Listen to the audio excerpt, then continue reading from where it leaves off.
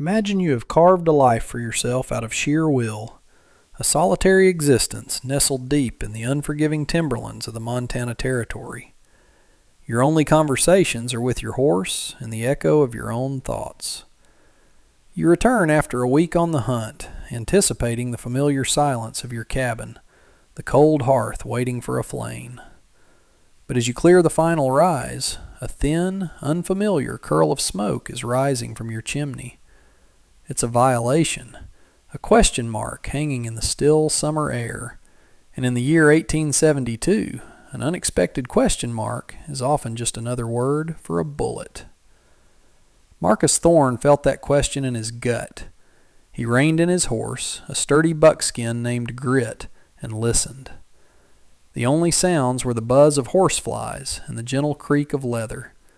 The deer slung across Grit's back was a heavy, satisfying weight, the successful end to a long stalk. But the satisfaction had evaporated, replaced by a cold, familiar watchfulness that had been honed on the battlefields of the South a decade prior. He'd come to these mountains to escape men, to forget the crack of rifles and the smell of blood. Yet the smoke from his own chimney suggested men had found him anyway. He slid his Winchester from its scabbard, the metal warm from the sun, and dismounted, moving with a predator's silence through the pines that guarded his home. The cabin was small, built by his own two hands with notched logs and stubborn resolve. It was his fortress against the world. And someone was inside. He reached the door, which stood slightly ajar. The smell that drifted out was not the simple, savory scent of the rabbit stew he usually made. It was more complex, laced with the sharp aroma of wild ginger and something else, something green and fragrant he couldn't name. He pushed the door open with the barrel of his rifle. A sight that met his eyes stopped him cold. It was not a claim jumper, nor a band of outlaws. By the hearth, stirring a pot that hung over his fire, was a woman. She was slender, almost frail, and her hair was the color of polished jet, tied back in a way he'd never seen. But it was her dress that held his gaze. It was a ruin of what it once must have been, a garment of shimmering, silvery gray silk that clung to her form, its high collar and intricate fastenings speaking of a world 1,000 miles and 1,000 years from this rough-hewn cabin. It was torn and stained with dirt and what looked like dried blood, yet it still held a ghost of impossible elegance. When she heard him, she didn't scream. She froze, her back to him, the wooden spoon in her hand held like a scepter. Slowly she turned. Her face was smudged with soot, her cheekbones sharp from hunger, but her eyes were vast and dark, and in their depths a terror warred with a fierce, unbreakable pride. Marcus kept the Winchester level, his thumb resting on the hammer. His voice was a low rumble, rusty from disuse. "You've got 10 seconds to tell me who you are and what you're doing in my home." The woman's eyes darted from his face to the rifle and back again. Her lips parted, but only a shaky breath came out. She took a small step back, her hand still clutching the spoon as if it were her only shield against the harsh reality of the man who had just appeared in the doorway, a giant of a man framed by the bright summer sun, smelling of pine and gunpowder and death. He saw the tremor in her hands, the exhaustion etched so deeply around her eyes that it seemed carved into the bone. He had seen that look before, in the eyes of soldiers who had marched too far and seen too much. Still, this was his home, his sanctuary, and she was an intruder. "I ain't gonna ask again," he growled, the words feeling foreign and harsh in the quiet space. Finally she found her voice. It was soft, melodic, but frayed at the edges with fear. "Please," she whispered, her English heavily accented but clear. "I mean, no harm. I was cold, hungry." She gestured with the spoon toward the bubbling pot, an offering of peace. The aroma was maddening, a siren's call to his own empty stomach. He saw she'd used some of the dried vegetables he kept in a sack, but had added wild greens and roots he hadn't known were edible. She had not just taken, she had created. The detail was small, but it shifted something in his resolve. He lowered the rifle an inch. "That don't answer my first question. Who are you?" She swallowed hard, her gaze unwavering. "My name is Leanne." His stare was hard, unyielding. He had built this life of solitude precisely to avoid complications like the one currently stirring his stew pot. Complications had a way of bringing noise and trouble and men with guns. He had his fill of all three. "Leanne," he repeated, testing the name on his tongue. It sounded like a bird's call, something delicate and out of place among the hard consonants of his world. He stepped fully inside, letting the heavy door swing shut behind him, plunging the cabin into the dim, firelit gloom. He leaned the Winchester against the wall by the door, but kept his Colt revolver holstered on his hip, a silent reminder of the balance of power. He motioned with his head toward the small wooden stool he used. "Sit." Leanne obeyed instantly, her movements fluid and graceful despite her exhaustion. She sat with a straight back, her hands folded in her lap, a posture of quiet dignity that seemed absurd given her tattered state. Marcus ladled some of the stew into a wooden bowl and pushed it across the rough plank table toward her. Her eyes widened, but she didn't move. "Eat," he commanded, his voice less harsh this time. He watched as she picked up the spoon with hands that trembled slightly and took the first sip. She closed her eyes for a moment. He saw the profound relief of a starving creature finally granted sustenance. He served himself a bowl and sat opposite her. The stew was better than anything he had ever cooked. The wild ginger cut through the richness of the rabbit he now assumed she'd found in one of his snares close to the cabin. While they ate in silence, he studied her. She was young, perhaps not yet 20. Her skin, where it wasn't bruised or smudged, was like porcelain, but it was the mark on her left wrist that drew his attention. As her sleeve shifted, he saw it. A brand. An ugly, puckered scar in the shape of a stylized S. It was the mark of property, a symbol he'd seen on cattle, but never on a person. Suddenly, her story began to take on a darker, more dangerous shape. This was no simple traveler lost in the woods. This was a runaway. And the kind of man who brands a person was the kind of man who would not stop looking for his property. When they finished, he took the bowls. "The mines," he said. It wasn't a question. Her head snapped up, fear flashing in her eyes again. She nodded, a single sharp movement. "Sterling Consolidated," he continued, his voice flat. He'd heard of the outfit. They operated a silver mine over the next ridge, notorious for their use of indentured Chinese laborers. Men and women worked to death in the dark, their contracts bought and sold like cattle futures. "You run from them." Again she nodded, pulling her sleeve down over the brand as if she could hide the truth of it. They will look for me," she whispered. "I know," Marcus said, and the two words fell between them with the weight of an anvil. His peaceful, solitary world was already gone. It had vanished the moment he saw the smoke from his chimney. He felt a familiar, unwelcome churn in his gut. It was the feeling he got before a fight, the cold certainty that a line was about to be crossed. He could tell her to leave. He could point her toward the nearest town, a good 50 miles away, and wash his hands of it. It was the smart thing to do, the safe thing. Sterling was a name that carried weight in this territory, backed by money and men who shot first and never asked questions at all. Harboring his property was a death sentence. Marcus looked at Leanne. She was watching him, her dark eyes searching his face, trying to read the verdict he was about to pass. She wasn't pleading. She was simply waiting, braced for the blow. And in that moment, he saw not a fragile girl, but a survivor. He saw the steel that had carried her through an escape, through the wilderness, and into his cabin. He He thought of the promises he'd made to himself when he came to these mountains, promises of peace and quiet. But he also thought of another promise, an older one, made in the din of cannon fire to a friend who had died in his arms, a promise to never again stand by and watch the strong crush the weak. He let out a long, slow breath, the sound of his own surrender.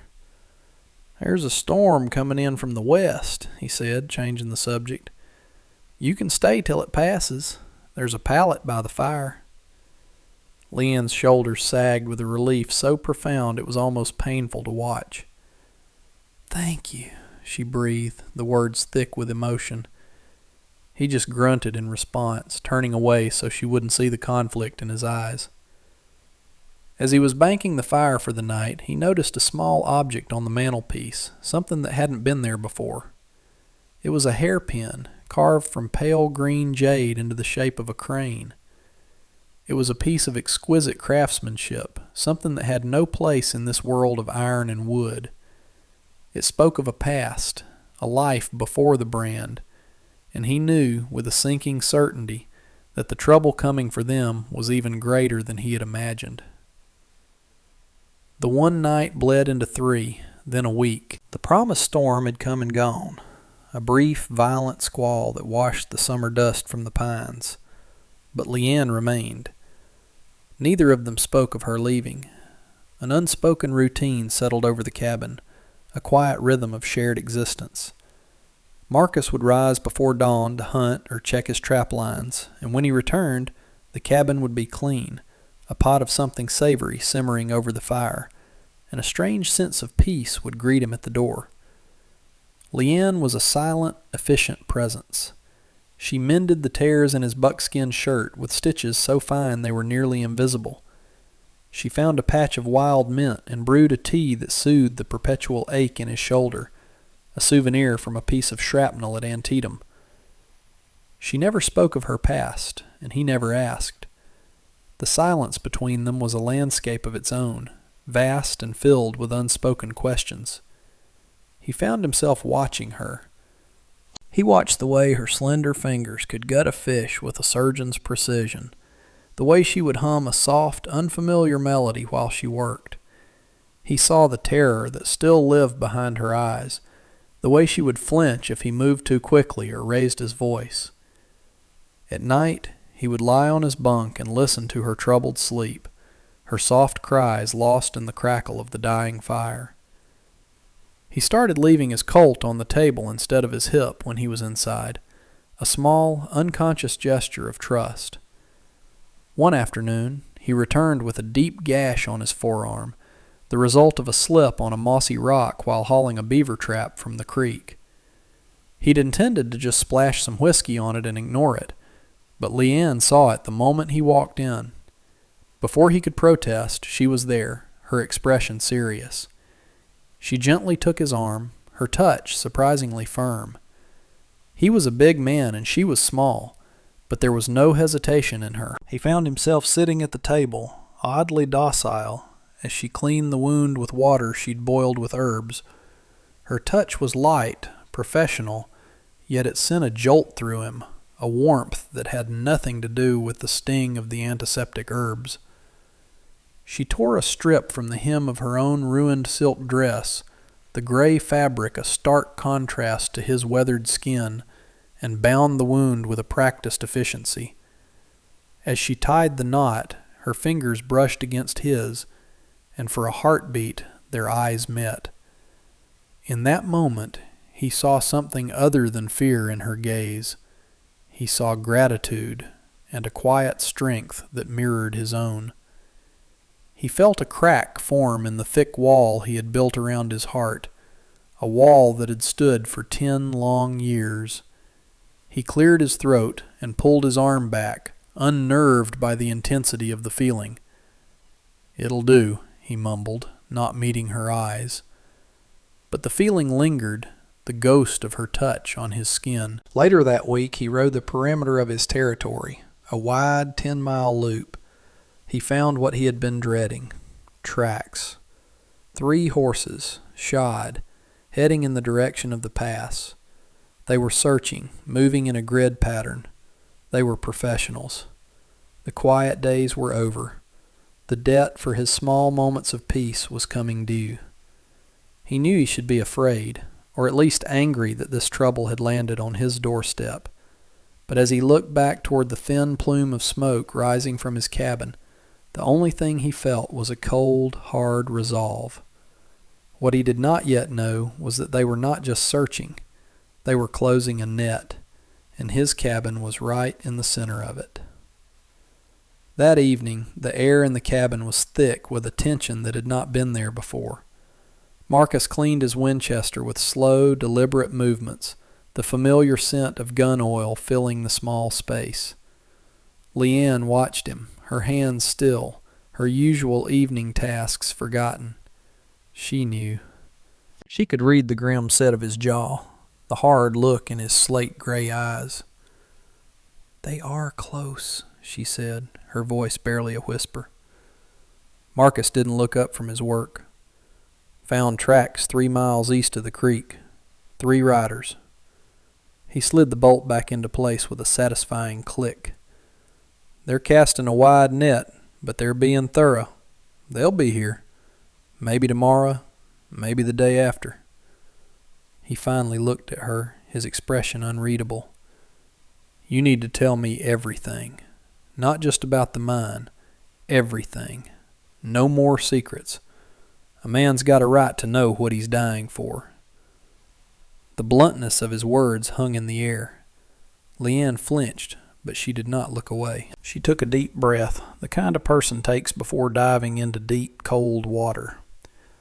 "Sterling is not just a mine boss," she began, her voice gaining strength as she spoke. "In San Francisco, he is a man of great importance. He deals in more than silver. He deals in people." She told him of her father, a merchant and minor official from Guangzhou, who had come to America with dreams of trade and partnership. He had trusted the wrong man, a business associate who introduced him to Sterling. There was a deal, a shipment of silk and tea, a betrayal. Her father was ruined, accused of debts he did not owe. To settle this false debt, Sterling had taken the only thing of value her father had left, his daughter. "He did not send me to the mines to work," Leanne said, her voice laced with a venomous disgust. "Not at first. He kept me in his house, a prize, a curiosity for his friends to look at."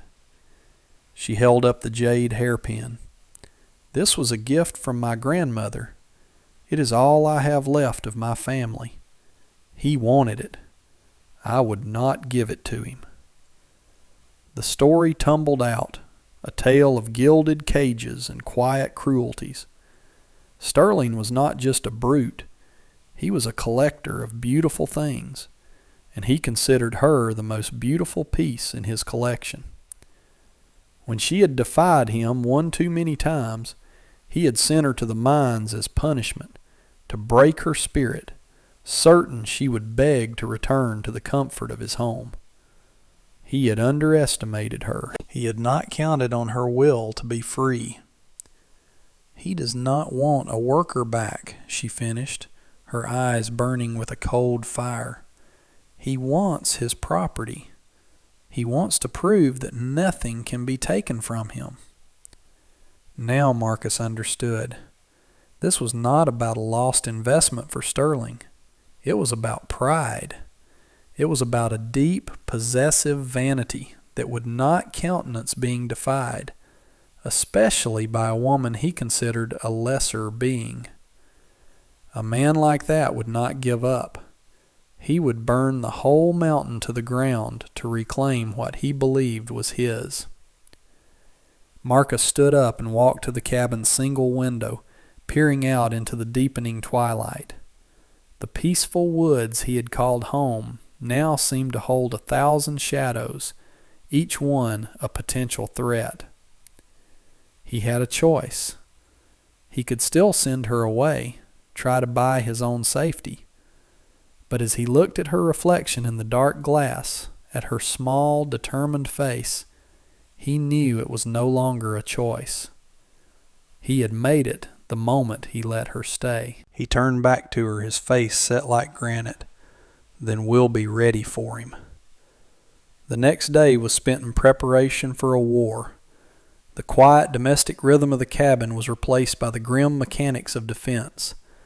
Marcus showed Leanne how to load and fire the spare Remington revolver he kept. He expected her to be timid, to shy away from the weapon's weight and violent purpose.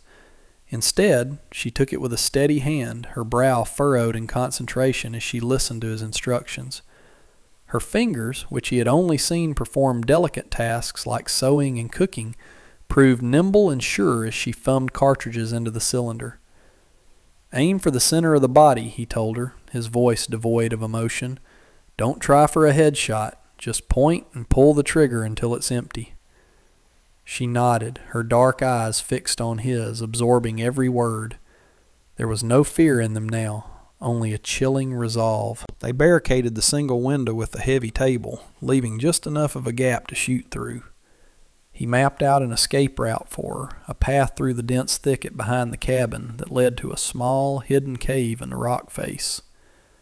"If they breach the door, you run," he commanded. "Don't look back. Head north. Follow the creek until you hit the main river. Keep going." He was giving her a chance to survive him, and they both knew it. That evening, as the sun bled across the western peaks, a strange calm settled over them. The work was done. All that was left was the waiting. They sat by the fire, the revolver lying on the crate between them. The silence was different now, not of caution, but of shared fate. "The scar," Leanne said softly, pointing to the long, faded line that ran from his temple to his jaw. "How did you get it?" He had not spoken of it to anyone in over a decade, but looking at her, he found the words. He told her about a place called Sharpsburg, about the deafening roar of cannons, and a young man from Ohio who had fought beside him. He told her how they had sworn to each other that if they survived, they would find a place so quiet they could forget the sound of war forever. The other man hadn't made it. Marcus had carried his memory here, to this mountain, seeking the peace they had both dreamed of. "Looks like I failed at that," he finished, a bitter smile twisting his lips. Leanne reached out, her fingers tracing the path of the old wound, with a touch as light as a moth's wing. It was not a gesture of pity, but of understanding, a silent acknowledgement of the scars they both carried, one on the outside, one on the inside. "You did not fail," she whispered. "You gave him peace here. Now, you fight for it." He looked at her, truly looked at her, and saw not a refugee or a victim, but an equal, a partner. He reached into his saddlebag and pulled out a sheathed knife, its handle worn smooth from use. It was his spare, a perfectly balanced blade. He offered it to her, handle first. "For you," he said, "not for cooking." She took it, her gaze locking with his. It was a promise, a vow. They were in this together, until the end. The morning arrived hot and unnaturally still. The usual chatter of squirrels and jays was absent. The forest was holding its breath. Grit, his horse, was restless in the small corral, stamping a hoof and snorting at the silent trees. Marcus stood just inside the cabin door, watching the ridgeline. He saw them just after noon. 3 figures on horseback, black silhouettes against the brilliant blue sky. They moved slowly, deliberately, their confidence an insult to the sanctity of his home. One rider was different. Even from a distance, Marcus could see he was dressed in a fine black coat and hat, absurdly out of place in the rugged wilderness. Sterling. The other 2 were rougher shapes, hired guns who sat their saddles with a deadly slouch. They stopped at the edge of the clearing, 100 yards out. Sterling dismounted and walked forward alone, his hands held out to his sides in a gesture of false peace. His voice, when it came, was smooth and cultured, carrying easily in the still air. "Thorne, I know you're in there. My name is Sterling. I believe you have something that belongs to me." Marcus stepped out onto the porch, the Winchester held loosely in his right hand, its barrel pointed at the ground. He stood there, a silent, immovable object. "I'm a reasonable man," Sterling continued, his voice dripping with condescension. "The girl is surely a charming creature, but she's caused me a great deal of trouble. I'm willing to compensate you for your hospitality. Name a price. $200?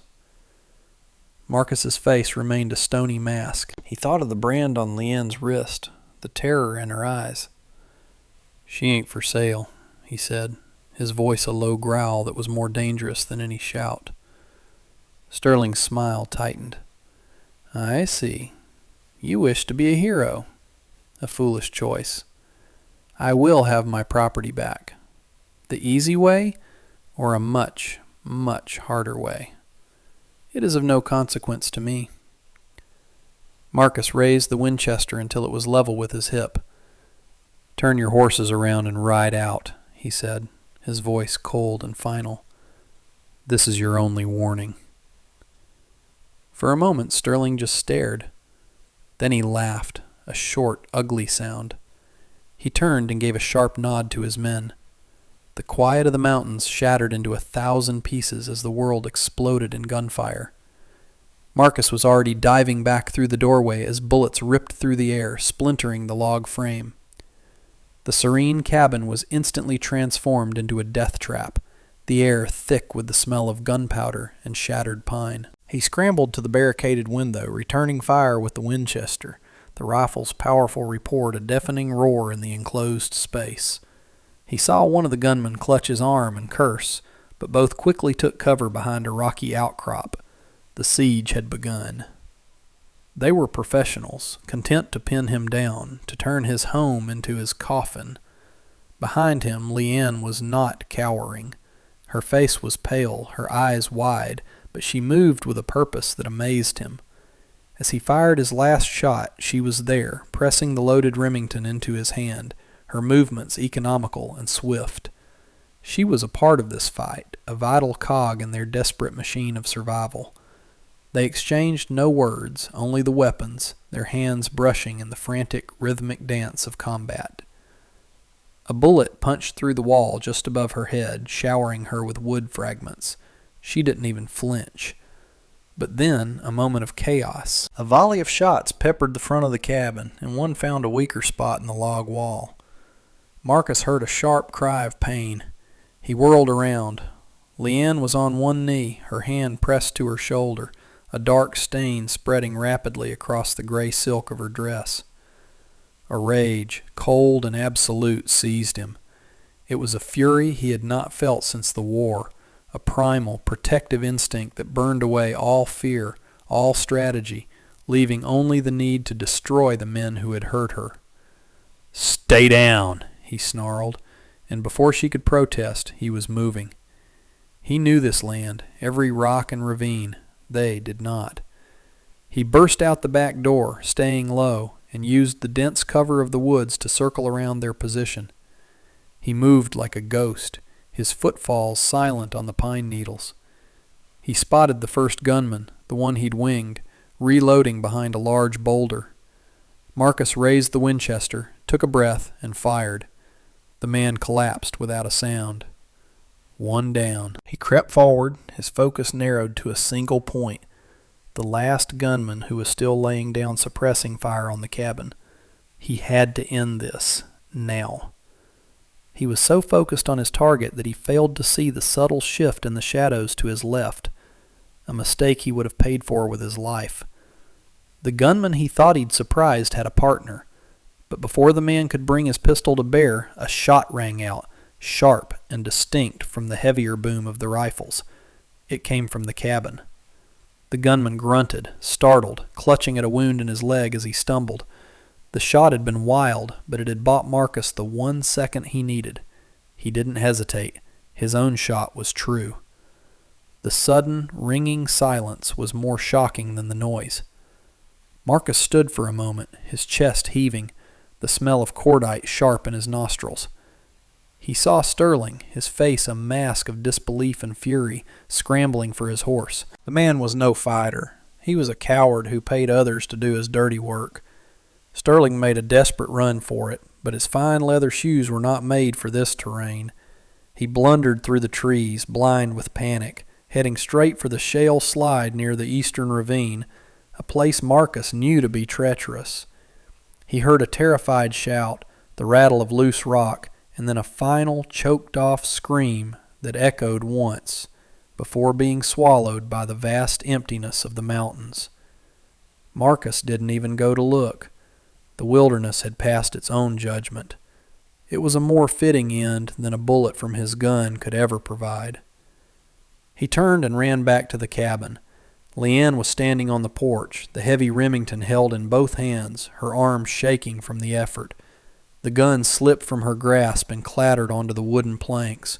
Her face was ashen from pain and shock. He reached her in 3 long strides.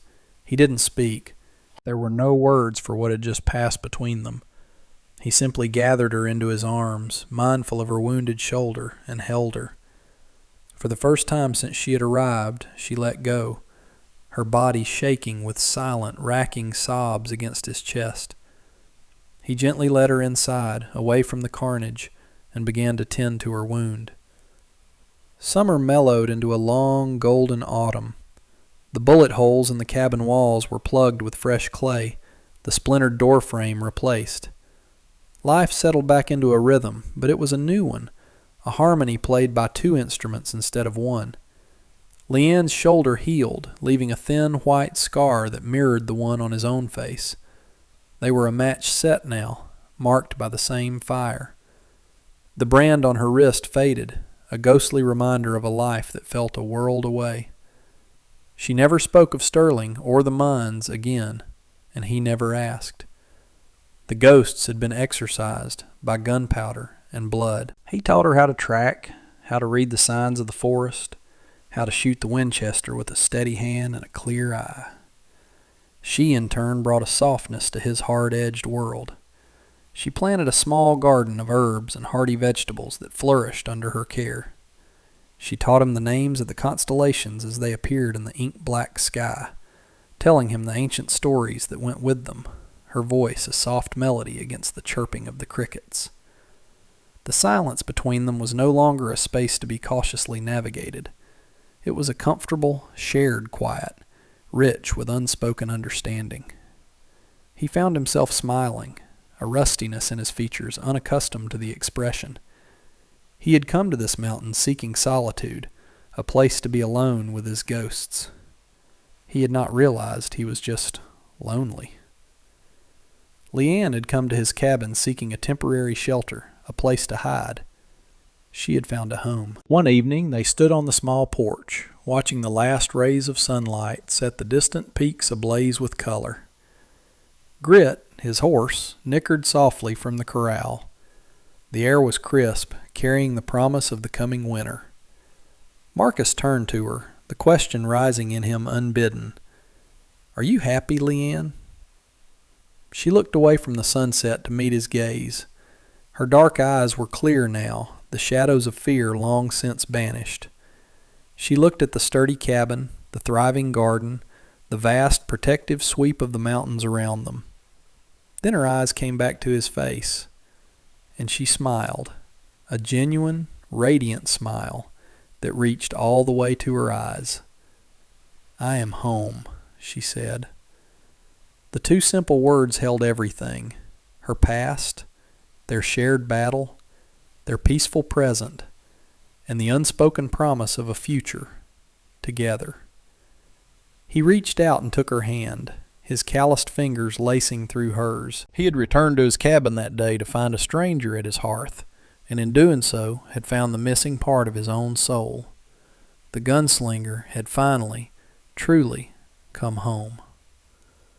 Their story is a powerful reminder that sometimes the most profound changes in our lives arrive unexpectedly, like a curl of smoke from a chimney that shouldn't be lit.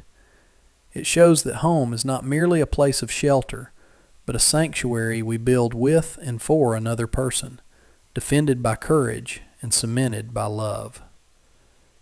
If you were moved by Marcus and Leanne's journey, please give this video a like and share it with someone who appreciates a story of survival and unlikely connection. Don't forget to subscribe and ring the bell so you won't miss our next tale from the untamed frontier. We'd love to hear your thoughts in the comments. What do you believe was the single moment that Marcus truly knew he would risk everything for Leanne? Was it seeing the brand the first time she tended his wound, or the moment he saw her holding the revolver? Let us know below.